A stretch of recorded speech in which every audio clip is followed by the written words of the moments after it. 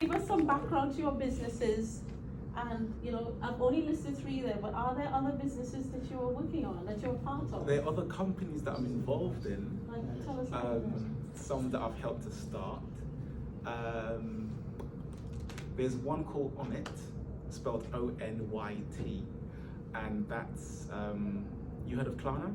Yes, You know about we were just Klarna? talking about Klarna. So it's like Klarna for tradespeople. So imagine, like, you're all students, so imagine you're living in a house and your boiler breaks down and the engineer comes over and he says it's going to cost you £600. You don't have £600. So he would say, cool, you can pay it off in 3 months or 6 months installments. So there isn't anything like this at the moment for tradespeople and for that kind of industry. Most of the buy now, pay later kind of stuff is for retail. So we've created an app. It doesn't look that great. It's like a first version just to get it out there. So at the moment we're looking for investors. We've pitched once or twice. And so that's on it. That's new, that started last year. I'm doing marketing, so I'm like doing all the strategy and stuff on it. I'm involved in a CIC, community interest company, called Project Embrace, and that's all about Afro visibility and embracing yourself, who you are, that kind of stuff. That's really important work. We've had billboard campaigns across the UK for the last 3 years. I've been involved in the company as a business development director for the past 2 years. And it's a CIC, so it's really based on getting a lot of funding and sponsorships. And my role is to see how we can be self-sustainable, so how we can make money and put that back into the community. So that's interesting. Over the years of being an entrepreneur, how many online businesses would you say you've worked with? Can you put a figure, I number don't. on it? I've never counted, to be honest. I've worked with loads. So I started out as a web designer after uni, and anyone who wanted to start a business, it would be 2 things they'd say. I need someone who can help me, or I need a website. But it's mainly, it's like, I have an idea, I need a website. So I got a lot of referrals for people asking me to create websites for them. So a lot of them weren't online businesses. And I didn't get into e-commerce websites too much because I didn't like the amount of effort that would take, to be honest, in terms of managing all the products and stuff. You mean always having to change the website, updated products that... Update it, adding new products, making sure that stuff's working. I didn't want to do that by myself. That was, that wasn't for me. We were just looking at some of the examples and they look really complicated. Yeah, they can be quite complicated. I mean, because of the experience that I have, it'll be easy, but I prefer to start and launch things really quickly, and doing an e-commerce can take a little bit of time. However, there is Shopify, and there are these other websites that make it really easy now. But when I was doing it, there wasn't a Shopify. There was WooCommerce on WordPress. I mean, that's something else we've been talking about. We talked about, if you're starting up a business and you don't have money for a website, because a startup website can cost how much? It depends who you ask. Yes? It depends who you ask. When I started out, I did loads of free websites. I made websites for free. How did you get money? I didn't, it was experience, it was my portfolio. So I did 3 excellent websites, and this is in 2009, 10. I did one website. She paid me £400, but she paid me after she started making money. Then I made another website for free, but then I was able to go out and say, hey, this is what I've done for these people. So you can pay me 500, I'll just charge between 500 and 1,000. That's almost 10 years ago. And there'll be like 4, 5, 6 pages. It wasn't a lot of pages. So if an online business starting up now, how much should they budget for maybe a 3-page website? It depends, because you've got those websites where you can do it yourself, right? I don't want to mention them because they're my competitors. Yeah, but they're not slick. Well, they can be slick, but you have to make it slick. And I understand that you're not a web designer, so you can go on websites like Fiverr and Upwork, and you can get cheap websites that way. There might be someone in a different country who's willing to do a 5-page website for £100. They might be looking for experience as well. If you're at university, it's the best place to find people, in my opinion. When I was at uni, loads of us made websites, and we made it quite cheaply, right? So find your IT department or computer science department and make some friends. So what do you That's actually what you should be doing at uni anyway, making friends, Yes, making friends with the right in people. real life. So what do you think of the trend to use like your Facebook page as your website? I think it depends on the business. Depends on what you're doing. Having a website does offer that element of professionalism, definitely does. And having like an O2O number, like all these kind of things help people to trust you more. Trust. Yeah, Yes. and it makes you look a bit more established as well. So it depends on the business. I met someone yesterday, she's got a bakery. Does she need a website? Not really, because people go past her bakery, they smell her bread, they go in, right? She's a very talkative person, so she goes out, she meets lots of people. I have a bakery in this community, so the whole community knows about her bakery. She's a single mom, so she doesn't really, it's like a lifestyle business for her, so she doesn't really want to scale too much. So at the moment that works for her. So it's really about what works for you. So I suppose if she decided to shut up shop and just have an online business, that she was baking from home and selling to companies, then she would really need a website. Yeah. She goes to markets with her goods. Yes. She takes her cakes to markets. So the audience is already there. So if you're talking about marketing, just know where your target audiences are. If your target audience are going to look for you on a website, then create a website. If they're going to look for you on the street corner, maybe not the street corner, but in a market or something. How is she going to work out who her target audience is?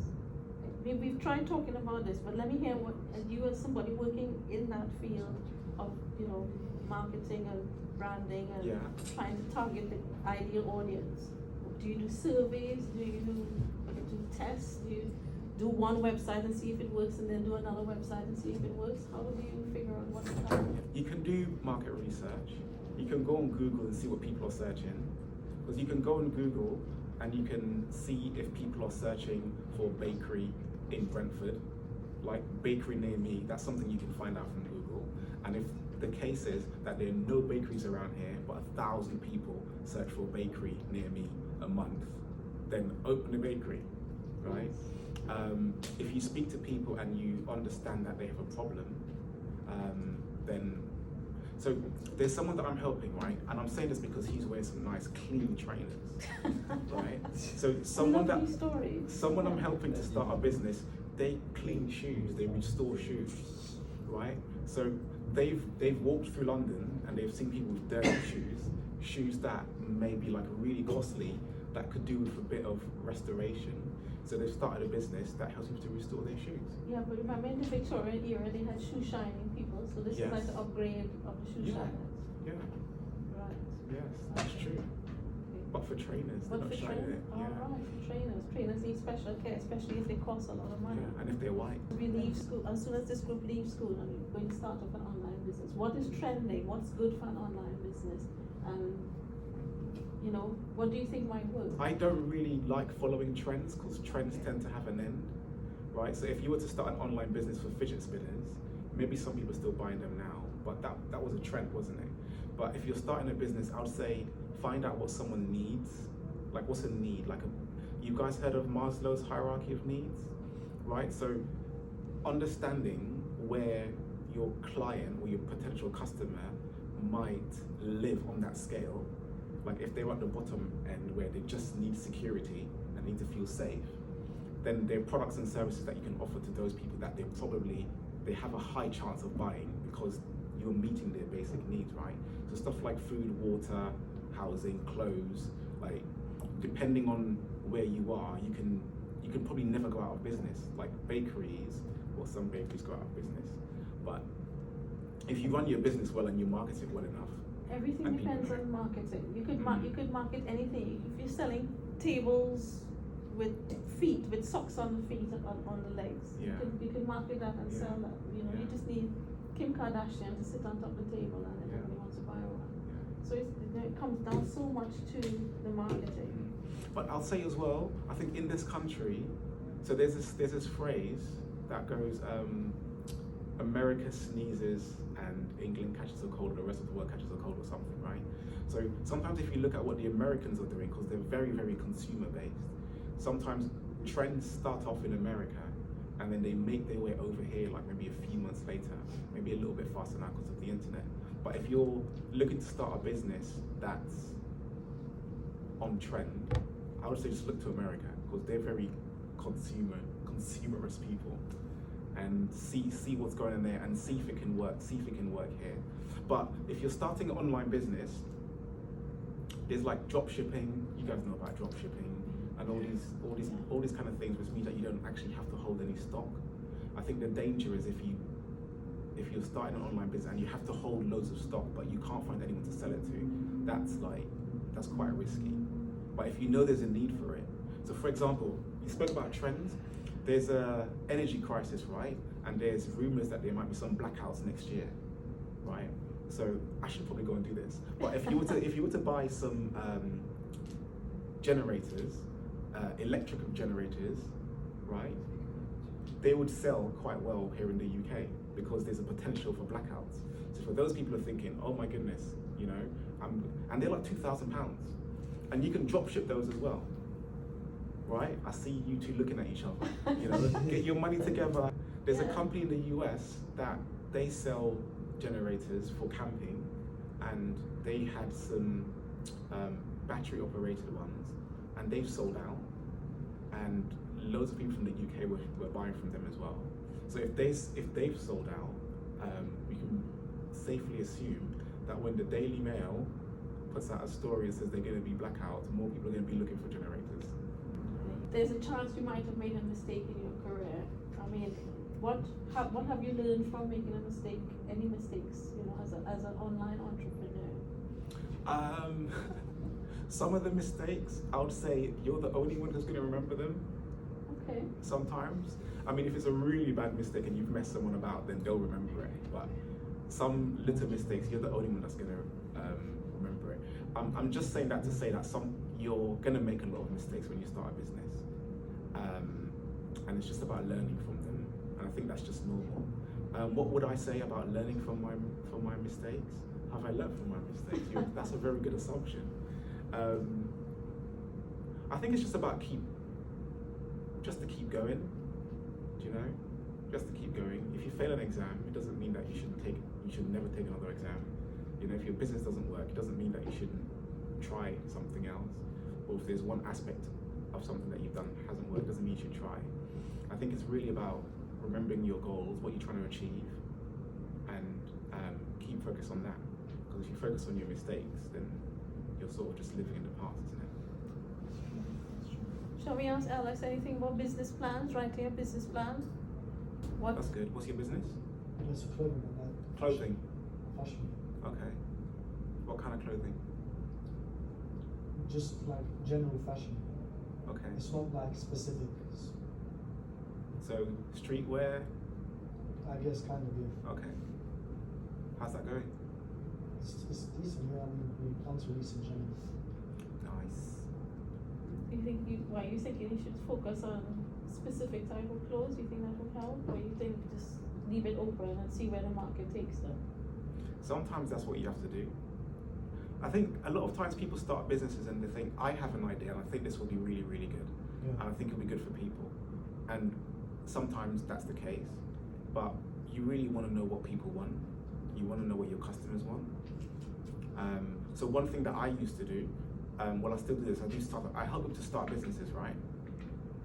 And I wanted to work between 10 a.m. and 4 p.m. That's when I wanted to work. But most people who want to start businesses, who I was coming across, they didn't have any money, so they couldn't afford me. The people who did have money, they had full-time jobs.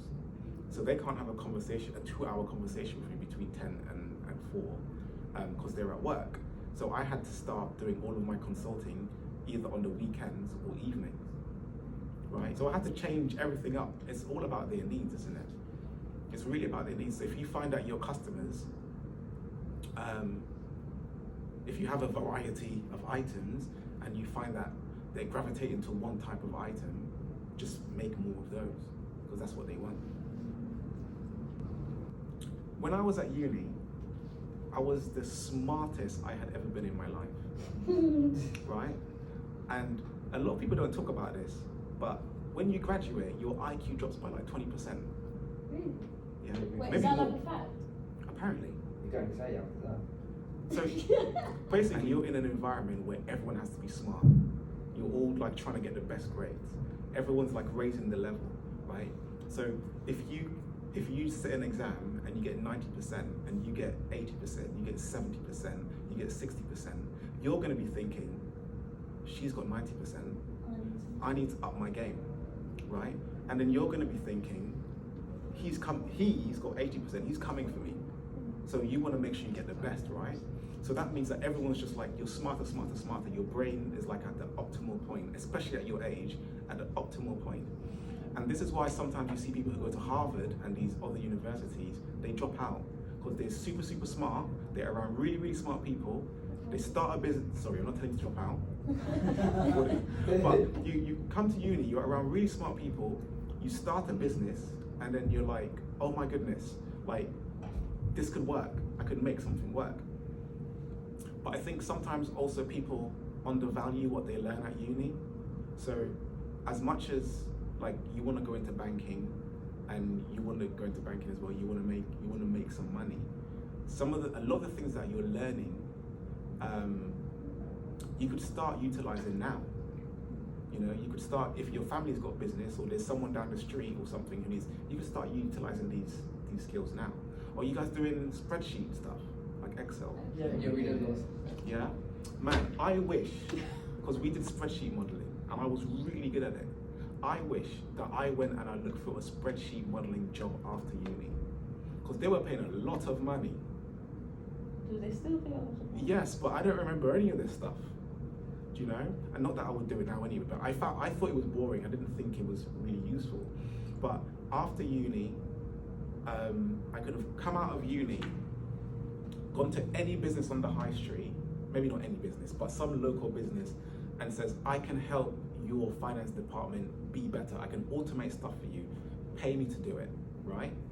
And instead of me going to work in some retail place like Next or something, and I've got this finance and management degree or computer science degree in my case, I could have gone to one of these places and say, this is what I've learned, let me help you. And if it's useful, recommend me to some of your business friends, right? I could have done that. Sometimes, like, we don't appreciate the things that we're learning at uni. We're trying to pass the exams, we're trying to get the grades, but also you're learning really, really key stuff that you can use when you go to almost any other job, right? And especially when you've got energy at your age. Sorry, this is motivational talk now. But especially when you've got energy at your age and you're smart. Do you know what I mean? Like, you're around really smart people, so that just raises the bar as well. So let me stop. You've embarrassed me so many times with the intelligence and the knowledge they have. You know, I'm so far behind. You guys are just so far ahead. It's just so impressive. I just keep going. You know, I'm just rounding off his motivational talk because you all impress me every day I come here, every single day. So I mean, I had a couple more questions. I was gonna ask you know, what opportunities should students and graduates be most aware of? You know, LinkedIn, internships, workshops, anything. When they finish here, the next thing is a job. Should they go straight into work? What would you advise? Or depends what you want to do. Go into a job if you want experience. But be careful the company that you go and work for though. Be mindful of who you're going to work for. Like, if you're desperate and you need money, then that advice might not be the best advice for you because you need to pay for stuff. But if you've got some time and you've got some space where you don't have to rush into a job, be careful of the company that you work for. Because what happens is you can form bad cultural habits that are part of the company that you work for, right? So I worked for a company called Cantor Operations.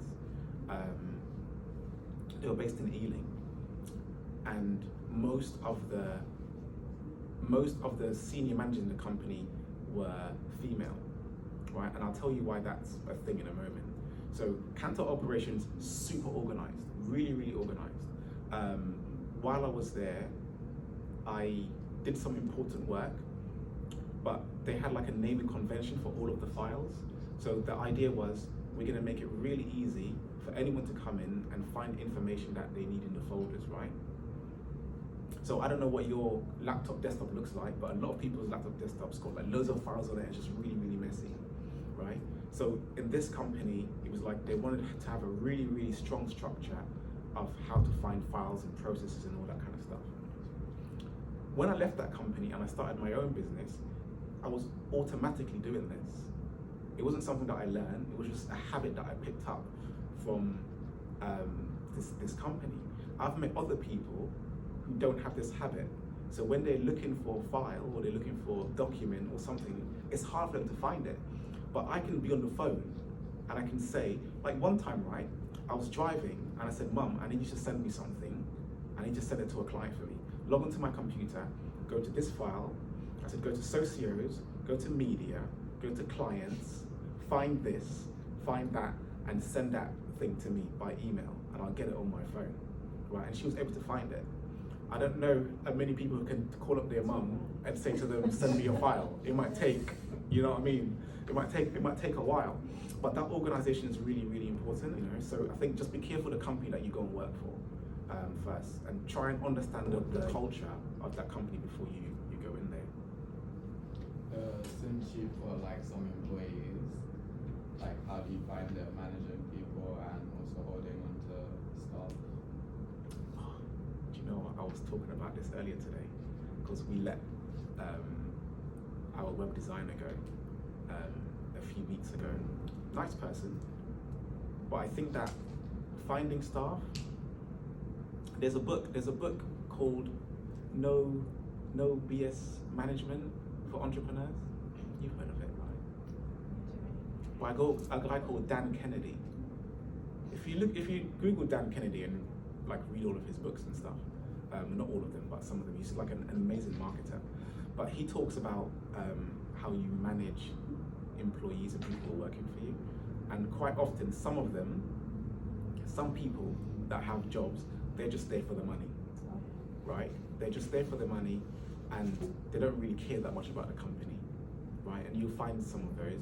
You'll find some people who really care about the company, really care about what the company's trying to do, the impact it's trying to have. And those people who care and they're on it, not just showing up on time, but actually giving really good feedback and want to see progress, those people they're gems, right? And unfortunately, those people are hard to find apparently. So I'm not sure if I'm answering your question. I tell a lot of stories. Stories are good. Stories are good. Well, I just have one more question for you. If anybody has any others, let me know. What's the first app you go to when you switch on your phone? Ooh. When I switch on my phone, it's my clock because I'm turning the alarm off, maybe. Okay, the first social media app you go to. What do you check for? Oh, don't plant anything. Say it. So my morning looks like this, right? I don't really look at social media first thing in the morning. I give myself a good at least 2 hours, maybe 3. Really? Really? Yeah. You don't check your emails when you walk on the moon? No. Yeah. Really? That's what we do. Check Yeah, emails emails. first. No. Because your time is like the most important thing, isn't it? And your mental health is quite important. If you wake up in the morning and then you just bombarded with stuff I have to do, and you've not done anything for yourself. So I don't do this all the time, but I'm waking up at 5 o'clock, right? I'm waking up at 5, and that first hour is like crucial. That first hour, I've got 2 young kids, so they're not up yet. So that first hour I can spend with myself. I'll meditate. I'm quite spiritual, so I'll read some scriptures. I'll think about my goals. I'll journal, right? These kind of things like help me to get ready for the day. That's the first hour. Then I'll go to the gym. I do this on Tuesdays, Thursdays, and Saturdays. I'll go to the gym. But between 6 and 7, I might go and learn something. I might go and read something that's going to help me to become a better business person, a better husband, a better father, a better member of society, right? Like that personal development time is super, super important. What do I get from social media? So if you wake up in the morning and you go on social media, do you remember the first 5 things that you saw? No. No, so it doesn't matter then, does it? Right? It's not important. But I can remember what I read this morning. It's had an impact on my life. You mean if you read a book or afterwards? Yeah. Bro, I can't wait till Yeah. So, and it's that kind of thing as well, because with social media, it's like a dopamine hit, isn't it? Like you've heard about this. It's just like you're scrolling. What I found, because these algorithms are mad. The algorithms are crazy. There's one person that I follow on Instagram. That's the one that I use the most, Instagram. So Instagram, probably in the morning, like after WhatsApp and I've responded to messages and stuff, then it's most likely Instagram. Now I'm spending more time on LinkedIn because I'm a business person. Yeah. But on Instagram, I'm scrolling through. There's this guy called E.T., Eric Thomas. E.T., the hip hop preacher, motivational speaker, right? There's been a few times that I've gone on, I'm scrolling. I stop, I listen to his video, then I get off of Instagram. Instagram stopped showing me his content. Really? Yeah. Because you keep scrolling about him all the time. Sorry? Because you keep like watching all the time. No, I watch him, then I get off the platform. So they stopped showing me his content because they want me to stay on the platform. Oh, okay. You guys are going to be business people, right? So use social media for your business. Use social media to get you the jobs that you want, right? If you're not on LinkedIn, get on LinkedIn now. Yes, we have got to do that LinkedIn session, people. Yeah, finance and management. If you're trying to get a job in finance and management, you can apply to 1,000 jobs in Indeed. But if you make 10 friends or 5 friends or one friend, right, who works in finance and management or finance or whatever in banking, you probably have a higher chance of getting a job because they'll tell you what you need to do, what skills you need to get the job that you want. Furthermore, they might say, I've seen you develop, I've seen your growth, I believe in you, go and talk to this person. Right, I've got a marketing mentor, absolute genius in marketing. He got me a contract a few years ago, and I was amazed at this. I was amazed how this happened, because he was like, Alex, I like the way you work. I like working with you, right? And I like that you're coachable. You're a good guy. You're like me. Do you want to work with me? And I was like, yeah, cool. He's from New Zealand. I can't do a New Zealand accent, but I was like, you're a cool guy. Yeah, I'll work with you. So we've done a few stuff. He's like, listen, there's an opportunity at the company that I'm working at to do some copywriting. And I was like, I'm not good at copywriting. He's like, don't worry, I'll teach you, right? I went in, I met the owner of the business. I said, hello, how are you? Great business you have. She was like, what do you do? I do a bunch of stuff. I've got a background in media, I do websites. It's like, sounds really, really good. That was the conversation. Glenn was like, you start tomorrow. That was it. No CV, yeah, no job interview, right? He believed in me, and it might feel a little bit unfair, but working with him, I got better at marketing, right? And then another thing came up, another contract came up. He said, there's this company out in Spain, and we're building out a marketing team. Do you want to get involved to do some marketing? And I'm the type of person who'd be like, what exactly am I going to be doing? Is it social media? Is it copywriting? And he's like, Alex, it's marketing. Do you want to come and do it or not? We're going to have fun, right? And I'm like, all right, cool. Please tell me some more. Introduce him to the owner of the business, multi-millionaire, right? This is all on Zoom. We have a 45-minute chat, but most of the conversation wasn't really about my skills and what I can do. It's kind of seeing if I would be a good fit for the company. And he was sort of like, well, you know, if your friend here, Glenn, likes you, then I'm happy to have you on. That was it. It's really about who you know, and it's about who knows you, and who knows what you can do as well, right? So that's really important. I'm pretty sure everyone's got an uncle or aunt or someone who knows someone else who works in finance, management, or in business or something. Tap into that. Get on LinkedIn. Let people know that you're available. You're going into your 3rd year next year. It's really about starting to make those connections from now, right? And have good friendships that people actually know what you're good at as well. And so you can recommend each other. Yeah. Well, thank you very much, Alex. I think that's going to vibes us up for the rest of the evening, and we're going to go home and do something positive things and come get into the rest of the week powered up. So really appreciate that. Thank you very much, Alex. Thanks for having me.